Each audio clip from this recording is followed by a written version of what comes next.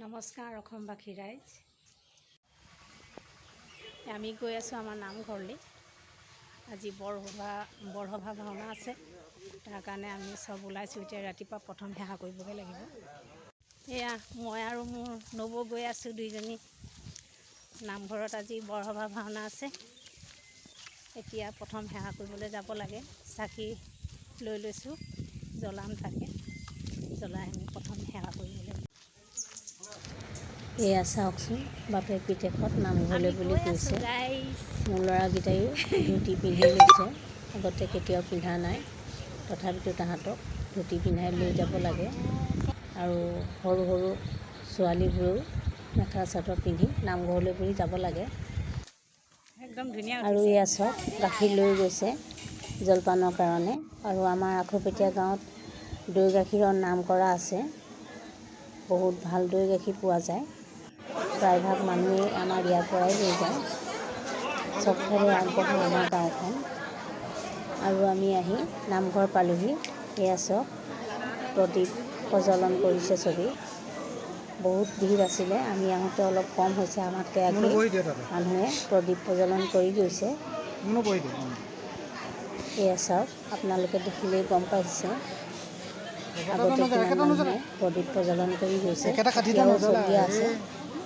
লগতে আমিও প্ৰদীপ প্ৰজ্বলন কৰিছোঁ। আৰু ইয়াত চাহৰ ব্যৱস্থা কৰিছে খুব সুন্দৰ কৰি। এয়া চাওক, আমাৰ নামঘৰৰ সন্মুখটো এনেকুৱা।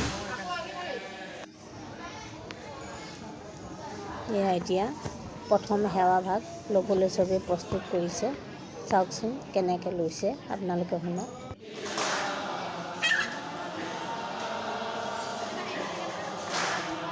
মোৰ ব্লগটো সৰু কৰিবৰ কাৰণে মই অলপ কাটি দিছোঁ, তাকে সৰু হৈ যায়। আপোনালোকৰো চাই ভাল লাগে। যদি আপোনালোকৰ মোৰ ভিডিঅ'টো ভাল লাগিছে, তেতিয়াহ'লে লাইক, কমেণ্ট, শ্বেয়াৰ আৰু ছাবস্ক্ৰাইব কৰি দিব।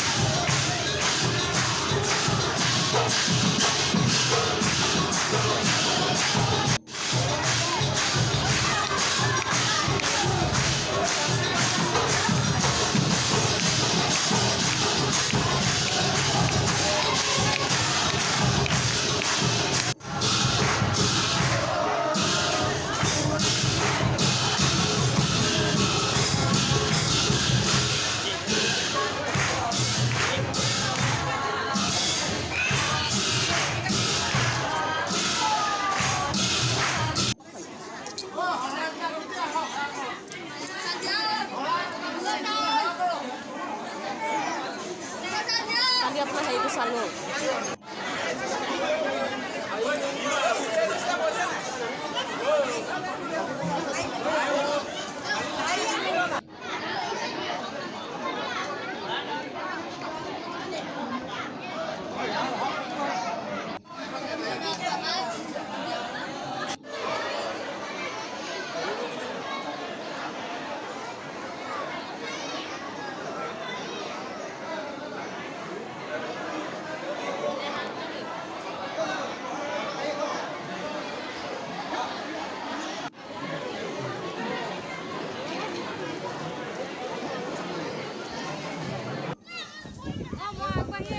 অৱশেষত নাম শেষ হ'ল আৰু আমি ঘৰলৈ আহিলোঁ।